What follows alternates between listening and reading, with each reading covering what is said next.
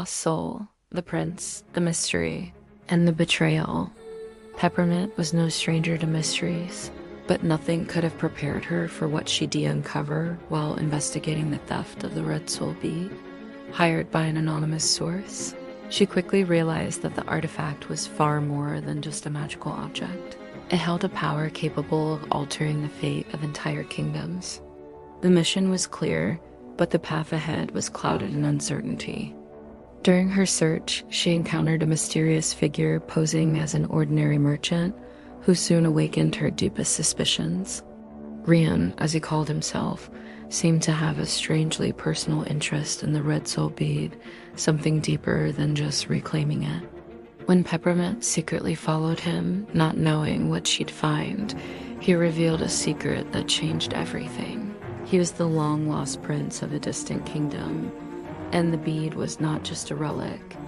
It was the key to his rightful return. But he wasn't the only one after it. Lady Kira, a woman of dangerous ambition, was also in pursuit of the bead, ready to manipulate anyone who stood in her way. The tension between her and Rian grew with every step. Throughout their journey, Peppermint and Rian found themselves caught in a quiet war of wills. Her quest for justice clashed with his need to reclaim what was taken, putting them in constant opposition. Yet, as the days unfolded, something unexpected began to take root. Amid secret meetings and heated debates, an undeniable attraction sparked between them. But how could trust grow between two people surrounded by lies, especially when the truth could destroy everything they had just begun to feel? Ryan couldn't sleep. The stars over Sunset Hollow blinked like old memories, and each one seemed to whisper her name, Alara. She haunted him more than any dream, more than any war wound. Her laughter echoed in his thoughts like a melody he couldn't forget, and her silence, it sliced deeper than any sword. But how could he love someone whose mission might destroy everything he was trying to protect? Alara sat alone near the edge of the Mo State Gardens, watching the cherry blossoms fall. She told herself it was just the wind stirring her chest, not the way Ryan looked at her when he thought she wasn't watching. But deep inside, she felt it, the pull. It scared her. Getting close to him meant risking everything, especially when her heart was still wrapped in barbed wire from a past soaked in betrayal. Their conversations had grown longer, their silences more meaningful. What started as reluctant partnership was now dancing on the edge of something fragile and forbidden. Ryan confessed parts of himself he had never shared with anyone, not even Luo, his most loyal companion, and Alara.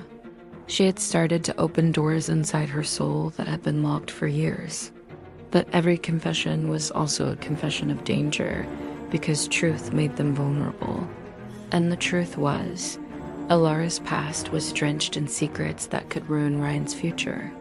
Her brother had died fighting against the empire Ryan now represented.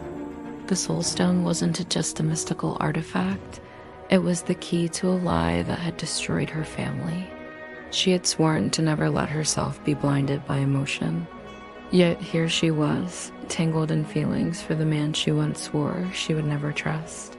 Ryan's loyalty to his people warred with the ache he felt every time he imagined a future without her. He wasn't just falling in love, he was being rewritten. And still, his role as the heir of the Crimson Crown demanded sacrifice. Loving Alara might mean turning his back on the throne, on everything he was born to restore. But what if saving the kingdom meant losing her? And so they stood on opposite sides of a truth too painful to ignore, yet too beautiful to let go. Every touch held hesitation. Every gaze carried a question. Could love survive between two people whose destinies were designed to collide? Or would their hearts become collateral damage in a war older than either of them could imagine? Alara looked at Ryan and wondered if fate gave her the choice. Would she choose vengeance? Or him? Lady Kira had always been impeccable. Her sweet words and graceful presence made everyone follow her without question. But behind that razor-sharp smile lived an ambition hot enough to burn kingdoms. She infiltrated the Crimson Court as an ally, but her true desire was ancient and dangerous, complete control over the Red Soul Bead. And for that, everyone was just another piece in her deadly game. Rian trusted her. It was inevitable. She had helped him escape the First Sucker War, hid his trail, even saved his life once. But trust in worlds ruled by magic and power is always a poisoned currency. And that quiet evening, as he drank the tea she offered, his fate was sealed by a rare toxin silent, devastating, nearly untraceable. Alara arrived just in time to see him collapse. His eyes, once full of questions about the future, were now lost in shadow. Kira's voice rang out cold, accusing. It was her. I saw her slip something into his drink. Armed guards swarmed Alara before she could speak. Her heart raced, not from fear of death, but from the sting of betrayal, used as a weapon against the only man she had ever loved. Locked away in separate cells beneath the Mo estate, Alara and Rian were now divided not just by stone bars, but by a web of lies spun with surgical precision. Kira moved through the castle like a serpent at a masquerade, charming the nobles while consolidating her grip on the generals and royal council.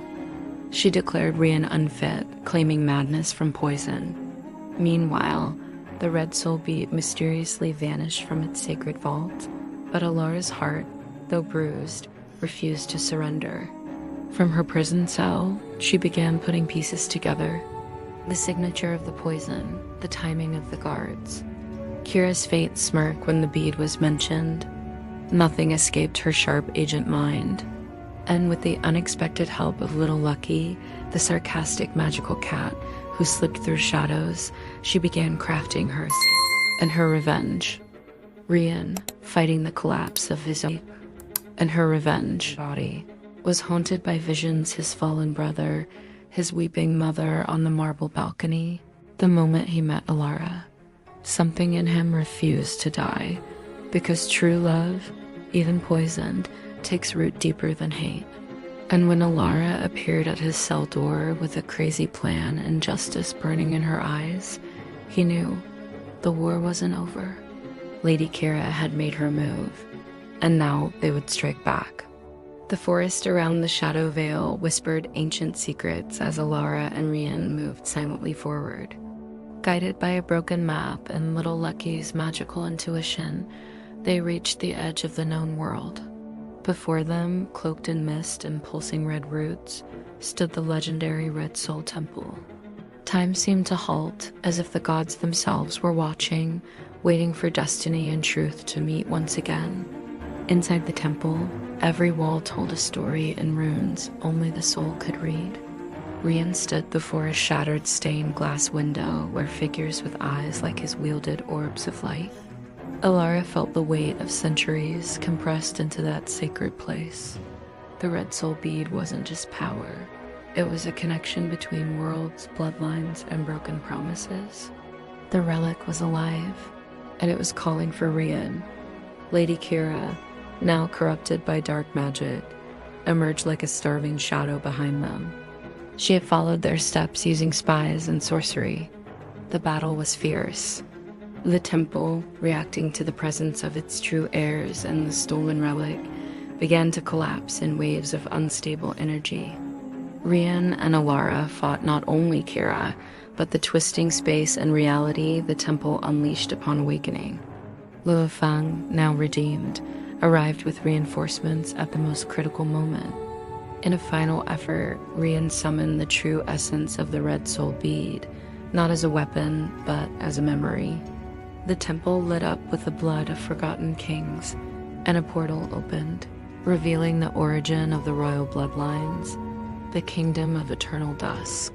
Kira was consumed by her own ambition, devoured by the force of the relic she tried to corrupt. Alara held Rian in her arms, both exhausted but finally free from the lies that once surrounded them. In the soft red light that now bathed the peaceful temple, they understood. There was no turning back. They knew who they were, where they came from, and what they needed to protect. Their love had survived poison, prison, and even the mystical chaos of an ancient temple. It was real, and destiny no longer controlled them. It was now led by their will. As they left the temple, they were no longer fugitives. They were heirs to a mission older than time. With the red soul bead restored and its truth revealed, the kingdoms would have to choose, remain in fear or step into unity. But this choice would now have leaders with names, faces, and hearts of fire. Alara and Rian, reborn from ruin with a purpose far greater than power, the freedom of all people. The sun lazily rose over the fields of Sunset City, painting the sky with hues of rebirth. Rian, now standing before the people, was no longer the fugitive prince. He was a leader with visible and invisible scars who had won not by strength, but by the courage to change. His victory over Lady Kira was not just a political triumph, but a spiritual one. He had finally understood that ruling wasn't about domination, but about serving, and that transformed everything around him. Peppermint walked through the ruins of the temple, where flowers were now blooming between the charred stones. For the first time, she didn't feel the need to hide. Her past was no longer a prison, but an open book with pages still to be written. She found among her allies and in Rion's unsaid words something she had never had: belonging. Her gift, once seen as a curse, was now a bridge between worlds and hearts. The people cheered, but Rian only had eyes for her. And in that brief moment when their eyes met in the center of the square, time seemed to stand still. He reached out his hand. She hesitated, out of pride, fear, habit, but then smiled. A tired but free smile. That gesture, simple as it was, sealed a new era, not just between kingdoms, but between two souls who had fought too long alone. Lo Feng was named Guardian of the Borders, a symbol of redemption even for hearts divided. Little Lucky, still in his feline form, was adopted as the royal mascot, though no one ever really knew if he was wiser than all the advisors combined. The court was reformed. The Mo Mansion became a school of magic and freedom. The new world flourished from the unlikely union of war and love, pain and hope. At the top of a mountain, Rian and Peppermint gazed at the kingdoms being rebuilt. He held the red soul bead, now sealed, glowing only when love was true. She, with an empty book in her hands, promised to write stories that would never again be silenced. Both knew that peace would require vigilance, but each had won their own inner battle. They were, at last, themselves, without masks, without escape. And so ends a story where fate seemed carved in stone, but was rewritten with courage, passion, and tenderness. A reminder that true power is born from the choice to trust. But even broken hearts can heal, and that to love is not weakness. It is the bravest act of all. The world that almost lost itself now breathes again, because two souls found each other and chose not to let go of their hands.